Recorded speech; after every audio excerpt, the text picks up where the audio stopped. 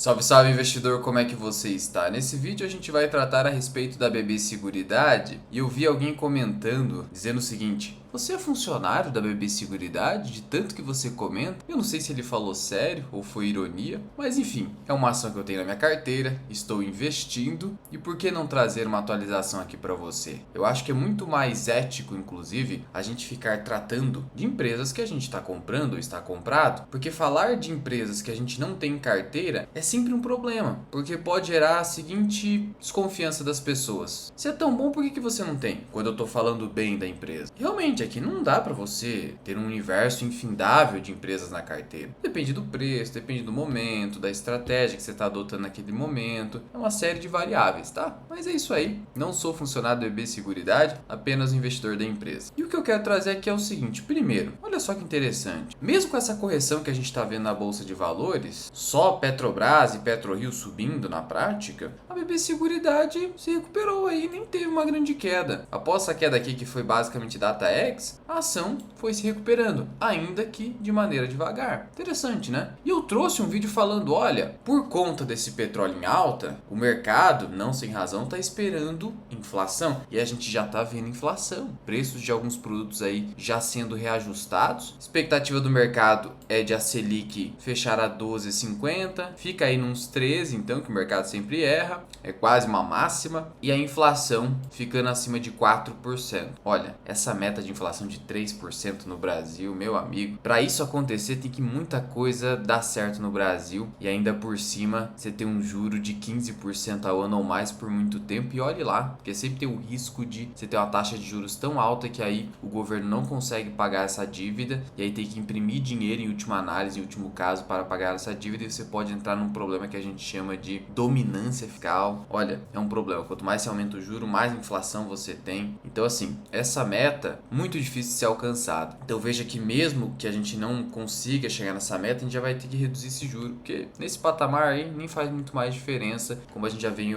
vendo especialistas falando a respeito disso. Pois muito bem, o ponto é, você teve aí um cancelamento de quase 59 milhões de ações em BB Seguridade. O que isso significa? Primeiro, vamos ao fato relevante. Diz o seguinte, que o Conselho de Administração da companhia, lembrando que você tem o órgão máximo, que é a Assembleia Geral de Acionistas, depois o Conselho de Administração, o Conselho Fiscal está ali paralelo, e depois você tem a diretoria. Então a diretoria presta contas para o Conselho. Algumas matérias, somente o Conselho de Administração pode aprovar. Por exemplo, aqui na BB Seguridade, o cancelamento de ações na tesouraria da companhia. E foi um cancelamento de 58,6 milhões de ações, uma empresa que detinha seus 2 bilhões de papéis, e em virtude disso a gente reduziu a base acionária em 2,93%, olha só. E aí a estrutura societária que tinha esses 2,93 aqui, até um pouquinho mais, agora basicamente você não tem mais quase nada de ação em tesouraria. A gestão poderia recomprar mais ações? Até poderia. As ações estão baratas, na minha opinião. Então isso poderia acontecer. E o efeito disso é que antes você tinha 2 bilhões de papéis, agora você tem um capital social dividido nesse número de ações aqui. 1 bilhão 941,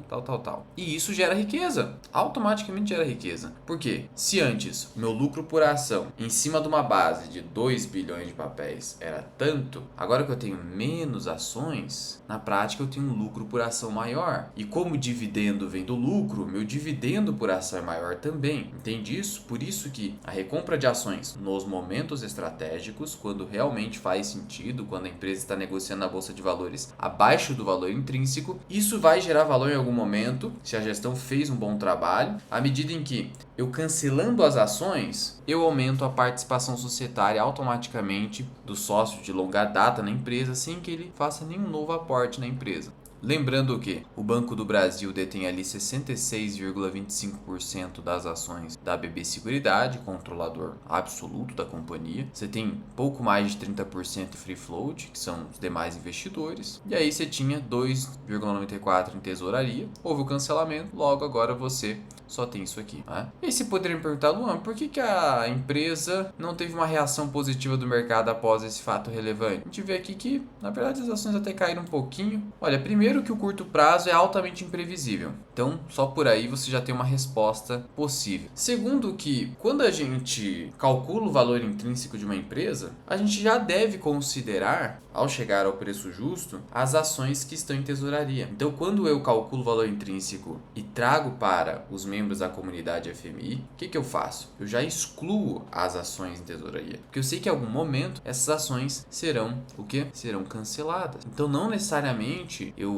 tenho que ter uma reação positiva do mercado em virtude disso. Não existe essa exata correspondência. Eu cancelei 2,93% do capital, então as ações têm que subir 2,93%. Não existe essa correspondência. A longo prazo, eventualmente isso tende a gerar valor quando a empresa for melhor precificada pelo mercado financeiro. Mas curto prazo é irrelevante. Ele só serve para nos servir, ou seja, possibilitar que eu possa aumentar participação ou até ingressar em uma ação que seja de alta qualidade e que esteja sendo pressionada negativamente pelo mercado. Claro, a gente sabe o que está acontecendo, a crise no agronegócio, que afeta o Banco do Brasil, e a BB Seguridade, para fazer mais negócios, depende de um Banco do Brasil mais pujante. Inclusive, a empresa, em fevereiro, já soltou aqui a sua projeção de 2026, que é negativa. Em reserva de previdência, você tem até aí um crescimento bom, entre 8% a 11%, sendo que em 2025 o crescimento foi de 9,3%. Então, eu ficaria muito em linha com o crescimento em termos de reserva de previdência, com o que aconteceu em 2025.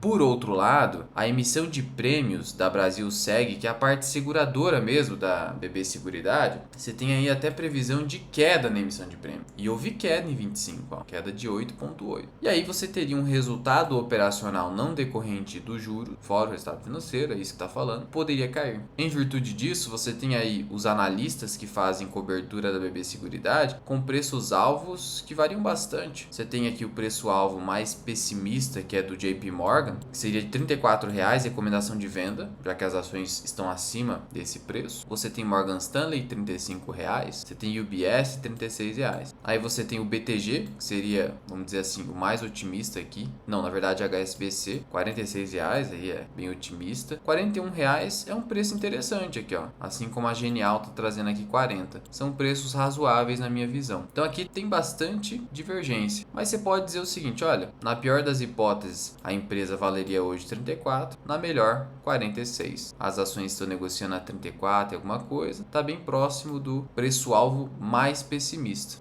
Não parece tão ruim, né? Vale ressaltar que recentemente também houve uma movimentação na diretoria da companhia. Aqui no caso, a mudança foi com o senhor Bruno Alves do Nascimento, diretor de tecnologia da BB Seguridade. Teve uma movimentação aí, mas isso aí, foi uma grande movimentação comunicada pelo Banco do Brasil. Assim, foi bem grande mesmo. Olha a quantidade de pessoas que foram movimentadas. Isso mostra, pelo menos no primeiro momento, que o Banco do Brasil está preocupado na recuperação da confiança do mercado financeiro, já que essa confiança foi abalada com a queda de 45% do lucro líquido, em virtude das provisões elevadas que a gente verificou no ano de 2025. E sobre esse guidance aqui, essa projeção de resultado futuro, que é sempre bem falível, não adote isso aqui com a verdade absoluta, mas sobre isso a gente já começou a notar que a previsão não está tão longe da realidade assim, especialmente com o último informativo mensal, que é o informativo que a empresa envia para a SUSEP, que é o órgão que fiscaliza o setor de seguros no país, mostrando ali o que aconteceu mais ou menos em termos operacionais. Então, o que você teve? Aqui você tem BB Seguridade e o mercado fora BB Seguridade. Seguro de vida, a BB Seguridade teve um decréscimo de 2,6. O mercado cresceu 5,6. Isso aqui pode sinalizar que a empresa está perdendo um pouquinho de fatia de mercado nessa crise. Toda crise acaba afetando a fatia de mercado que uma empresa tem. Porque se ela está perdendo clientes ou não está conseguindo renovar, fazer novos negócios, outros estão fazendo. Outros estão suprindo esse vácuo que foi deixado. Infelizmente é isso. É o fato de que a empresa depende do Banco do Brasil. Mas tudo tem um preço. Prestamista, isso aqui está afetando até Caixa Seguridade. Então a queda foi forte, mas especialmente aqui porque o Banco do Brasil está mais cauteloso ao realizar novos contratos. O mercado cresceu 24%, então aqui o vácuo está bem grande. Habitacional cresceu muito pouco, o mercado 10%. Rural era esperado, né? Então caiu 6,4%, o mercado 18,8%. Então aqui pelo menos a queda foi amaciada, digamos assim. Residencial cresceu muito mesmo, 46% contra 5,9%. Empresarial cresceu um pouquinho e o mercado cresceu bem mais. No total você teve uma queda, né? Considerando o todo de 5,4% em prêmios emitidos e o mercado cresceu 5%. Então, ruim, né? Um janeiro ruim, já deu para perceber. E aí a gente está falando de um resultado operacional no decorrente de juros que pode cair 7 e prêmios emitidos cair 3, mas caiu 5. Então, janeiro já foi pior que essa projeção. Então, a gente já consegue perceber que de fato vai ter queda no resultado, inevitavelmente, porque o ano passado você teve 9,1 bilhões de reais, cara, esse ano vai ser entre 8,3 a 8,4 bilhões de reais, por mais que a taxa Selic não caia tanto e não afete tanto o resultado financeiro da BB Seguridade, mas vai afetar, porque a taxa Selic já está caindo e a empresa tem ali 48% do seu portfólio concentrado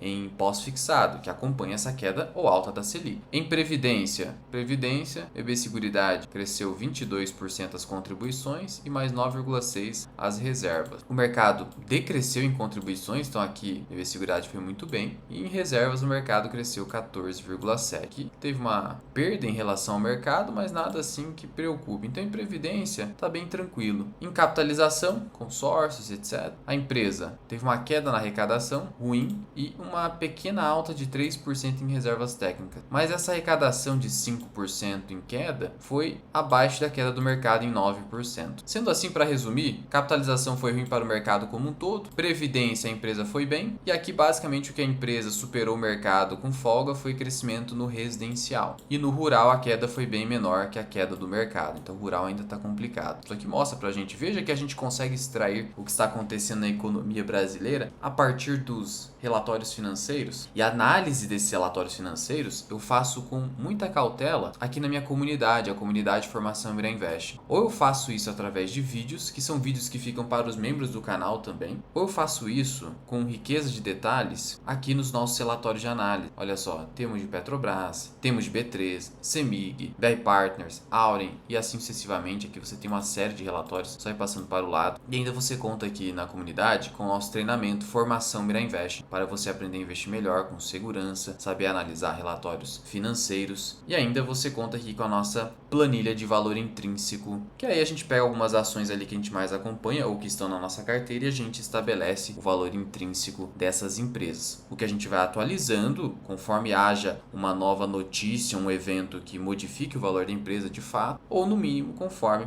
os resultados trimestrais que as empresas publicam. Se quiser conhecer minha comunidade, o link está na descrição e no primeiro comentário fixado. No mais, antecipo que esse mês de janeiro, considerado fraco de fato, não alterou o valor da empresa que eu já havia calculado no ano passado, final do ano passado, porque eu já tinha trazido para o preço essa queda de resultado. É claro que só foi o mês de janeiro, a gente precisa acompanhar os demais meses e trimestres para verificar como é que vai ser esse resultado. E é com base nele que a gente ajusta o valor a pagar pela empresa. Por isso que você precisa comprar com margem de segurança. Meu preço teto é 35, mas a empresa, na minha visão, vale mais do que isso. Mas como, eventualmente, o lucro pode cair até abaixo de 8,3 bi, que é a minha projeção mais pessimista, eu preciso da margem de segurança, percebe? É o espaço para errar. Porque se eu fosse capaz, ou qualquer ser humano fosse capaz de cravar com exatidão o fluxo de caixa das empresas, especialmente aquelas com uma flutuação um pouco maior, como são as empresas, vamos dizer assim, um pouco mais cíclicas, no caso da BB Seguridade por conta dos negócios de Banco do Brasil, que lida muito com agronegócio, que é bastante cíclico,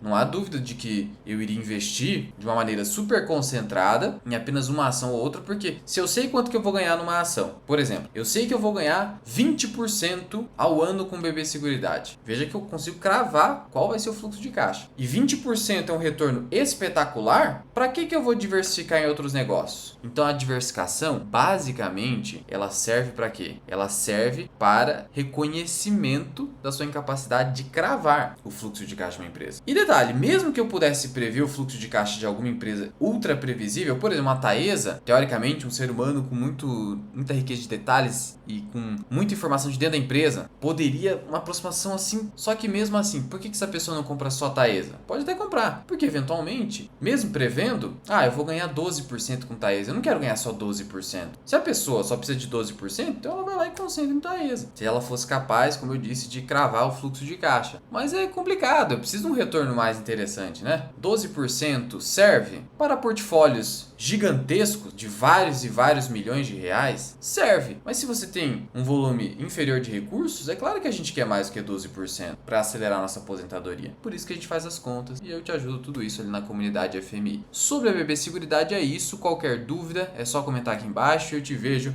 no próximo vídeo.